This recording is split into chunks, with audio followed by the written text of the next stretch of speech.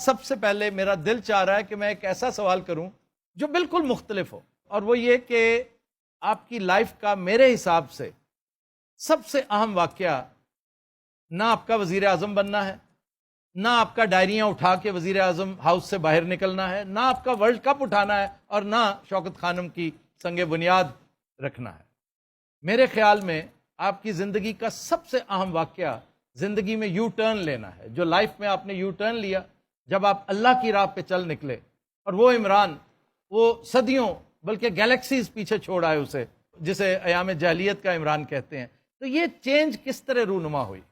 دیکھیں آفتاب، قرآن کی ایک آیت ہے، اللہ کہتا ہے کہ میں جب چاہوں کسی کو بھی سیدھے راستے پہ لگا سکتا ہوں۔ یقیناً میری ماں چھوٹا سا میں جب تھا تو بستر میں سونے سے پہلے کہتی تھی کہ ایک ہی دعا ہوتی تھی کہ اللہ میں سیدھے راستے پہ لگا۔ تو مجھے جب سیدھے راستہ بچپن میں اور بڑا بھی ہو رہا تھا، ٹین ایجر بھی، ہم سیدھے راستے کو بڑا بورنگ راستہ سمجھتے تھے۔ جو دوسرا راستہ تھا جو سیدھا نہیں تھا وہ بڑا اٹریکٹیو لگتا تھا، یعنی جو گلیمر کی ورلڈ تھی۔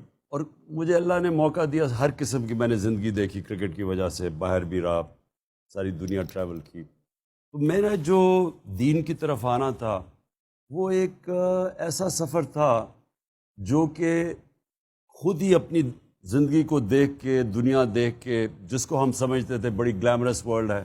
مثلا آپ اگر فلمیں دیکھیں، آپ اور ہم جب شروع میں تھے ویسٹرن فلمیں دیکھتے تھے، اسپورٹس ورلڈ کے اندر بھی، تو جو ہیروز تھے وہ سارے سیدھے راستے پہ نہیں تھے، وہ دوسرے راستے پہ تھے۔ بالکل بالکل دوست۔ تو ہمارے رول ماڈلز ادھر تھے، اور ماں کہتی تھی سیدھے راستے پہ لگو۔ میں نے اپنی زندگی میں آہستہ آہستہ ریئلائز کیا جو ہمارے رول ماڈلز پاپ سٹارز تھے انگلینڈ کے اندر، جو امریکہ کے اندر، تو میں ان کو ملا اپنی زندگی میں، ان کی پھر زندگیاں دیکھی، تو مجھے آہستہ آہستہ ریئلائز کیا کہ وہ جو ہمیں اٹریکٹیو راستہ لگتا تھا اصل میں وہ تباہی کا راستہ ہے۔ گھر اجڑ گئے، ڈرگ کلینکس میں خودکشیاں، یعنی وہ ہم تو زندگی میں جو دوزخ جو بربادی تھی وہ میں نے اپنی آنکھوں سے دیکھی اس گلیمر ورلڈ کی۔ اور پھر آہستہ آہستہ سمجھ آئی کہ اصل میں سیدھا راستہ تو وہ ہوتا ہے جو کہ اندر سے انسان کو سکون دیتا ہے، خوشی دیتا ہے، بھلے سے مشکل کیوں نہ ہو۔ مشکل دیکھیں جی، اصل میں سیدھا راستہ نبی صلی اللہ علیہ وسلم کا راستہ، وہ ہے سیدھا راستہ۔ اب تو اس کی راستہ دیکھنے کے لیے ان کی آپ زندگی پڑھیں، یا ان کی زندگی کیا تھی، تو ان کی زندگی تو بڑی مشکل زندگی تھی، آسان زندگی تو نہیں تھی۔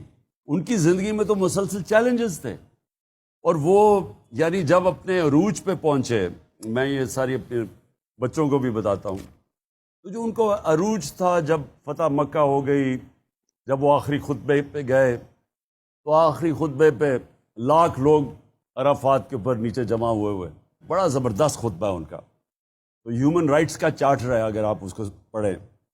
تو آخر میں وہ پوچھتے ہیں کہ لوگوں کو کہ گواہی دو اللہ کے سامنے کہ میں نے دیانت داری سے اللہ کا پیغام آپ تک پہنچایا۔ تو وہ جب پہلی روب جاتا ہے، پھر وہ 10 روز پہ پیچھے جاتے ہیں، وہ پیچھے آواز کرتے تھے، وہ پیچھے آواز جاتی تھی، تو جب پیچھے تک آواز پہنچی تو ایک شور اٹھ گیا کہ ہاں نبی آپ نے دیانت داری سے اللہ کا پیغام دیا۔ پھر لوگوں نے رونا شروع کر دیا، رونا اس لیے شروع کر دیا کہ لوگوں کو ایک دم خوف آیا کہ یہ تو اب ہمارے پیغام اللہ کا پورا کر دیا، تو جانے کی بات تو لوگوں نے رویا۔ تو کہنے کا مقصد یہ تھا کہ ان کی زندگی ساری مشکل تھی، لیکن جب آسان وقت آیا تو وہ دنیا سے جانے کا وقت آ گیا۔